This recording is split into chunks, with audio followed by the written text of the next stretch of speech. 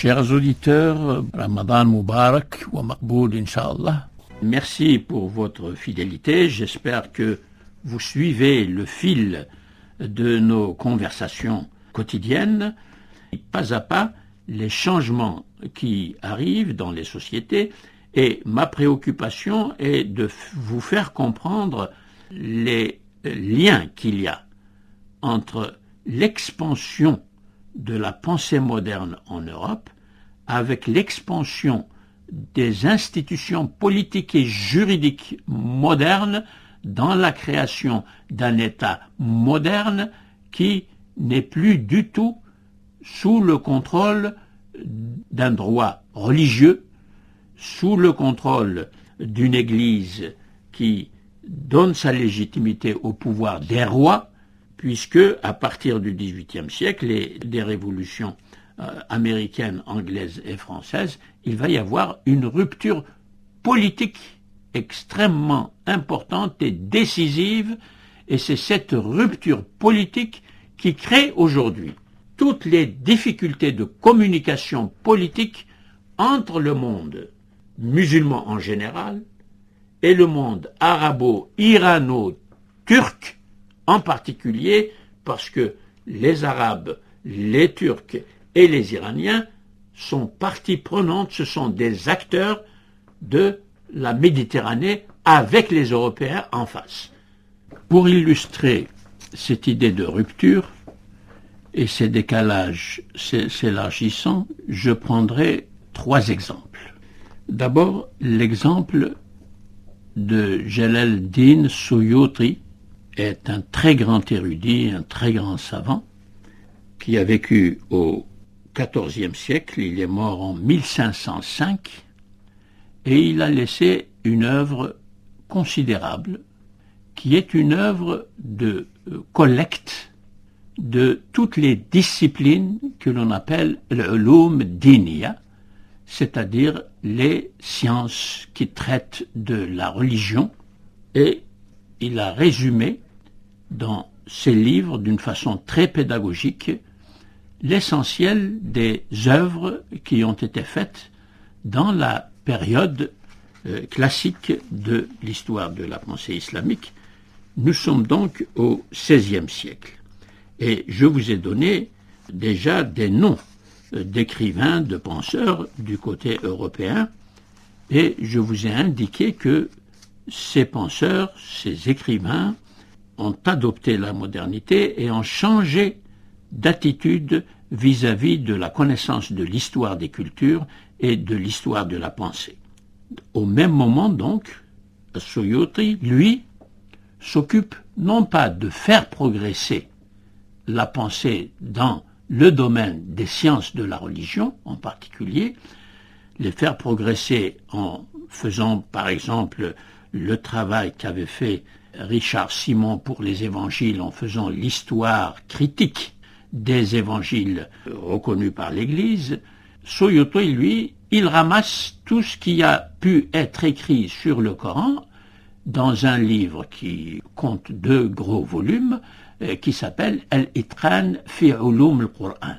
qui est une science évidemment décisive. Les sciences, toutes les sciences qui tournent autour du Coran, qui nous expliquent le Coran, tous les commentaires, toutes les œuvres d'explication grammaticale ou d'explication sémantique du Coran, tout cela, il le met dans un même volume et il récapitule par conséquent des siècles de travail, mais il ne fait pas progresser la science du Coran, les sciences coraniques, vers quelque chose de nouveau. Voilà un exemple qui illustre la manière dont les érudits musulmans travaillent de leur côté et les chercheurs, les penseurs, les écrivains, les historiens, philosophes travaillent du côté européen. Je vous donnerai dans notre prochain entretien les 2 autres exemples qui vont nous faire comprendre exactement comment il y a un éloignement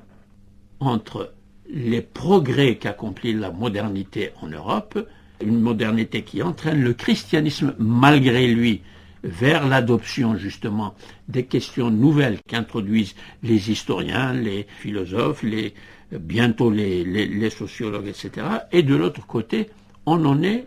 simplement à faire des sortes de manuels pour se remémorer des choses qui ont été faites au cours des siècles, depuis le 8e, 9e siècle jusqu'au 16e siècle, car avec Suyuti, nous sommes au 16e siècle. C'est ce que l'on enseignait dans des universités comme Al-Azhar, comme Zaytouna, au 16e siècle. Et cette comparaison, évidemment, je la fais d'une manière très rapide, il faudrait la développer, confronter les ouvrages, lire par exemple ce qu'écrivait le philosophe Spinoza que j'avais mentionné, qui s'est occupé de la Bible et des Écritures saintes, et ce qu'écrit Suyuti au XVIe siècle sur un livre équivalent qui est le Coran par rapport aux évangiles et à la Bible. Le deuxième exemple, c'est le fameux Ibn Abd al-Wahhab,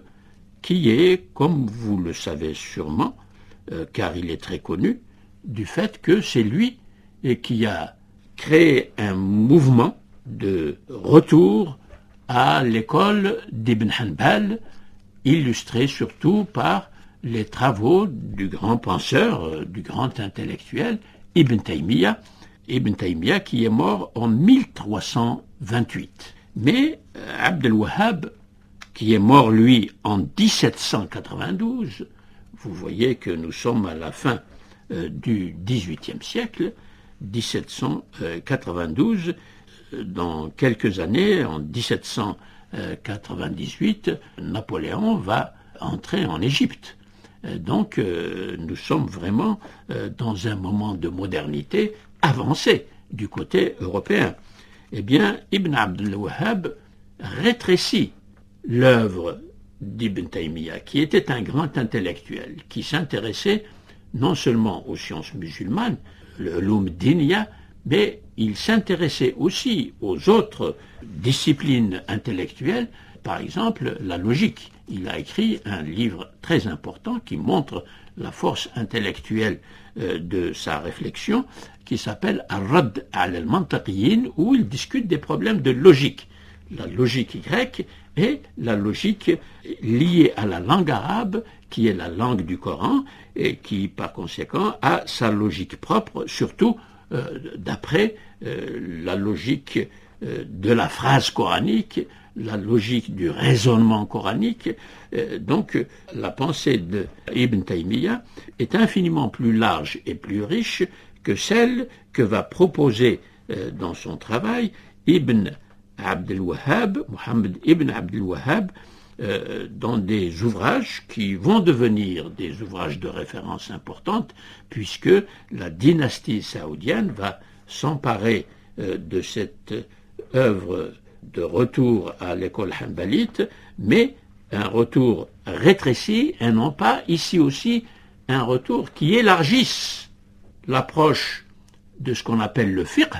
c'est-à-dire le droit positif musulman, par rapport à tout le travail qui a été fait au Moyen-Âge et dans la grande période de la pensée islamique musulmane. Et voilà un autre exemple où, d'un côté, nous avons un passage à un droit moderne, un droit constitutionnel moderne, un droit civil moderne, qui change complètement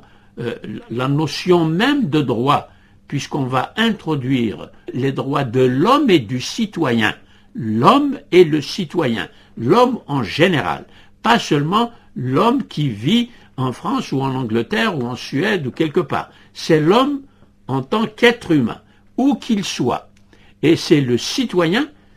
quel qu'il soit, quelle que soit son origine et quelle que soit sa religion, quelle que soit sa couleur, c'est le citoyen. S'il est en France, s'il est en Angleterre, s'il est en Allemagne, va bénéficier des mêmes droits que tout le monde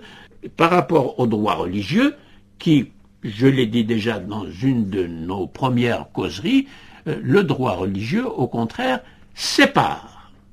les hommes dans la société en ceux qui croient dans la religion officielle et ceux qui ne croient pas dans la religion officielle. Le critère de la confection du droit, c'est donc l'appartenance à une religion.